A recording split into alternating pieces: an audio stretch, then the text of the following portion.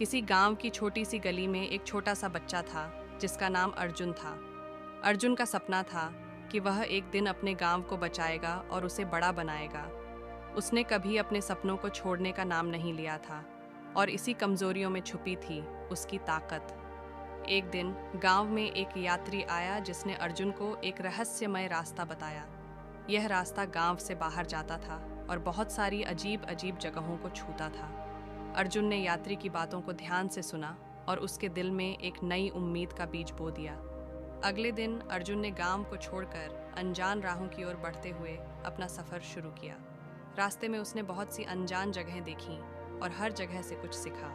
उसने अलग अलग लोगों से मिलकर उनके अनुभव सुने और उनसे अपने सपनों की प्रेरणा ली।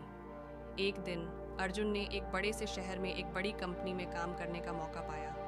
वहाँ उसने अपनी मेहनत और संघर्ष की कहानी सुनाई और उसकी मेहनत ने उसे कंपनी के मैनेजर के दिल में बिठा दिया।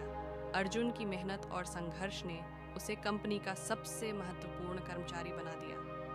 उसने अपने गांव के लिए बहुत सारे परियोजनाओं का संचालन किया और गांव को समृद्धि की ऊंचाइयों तक पहुंचाया।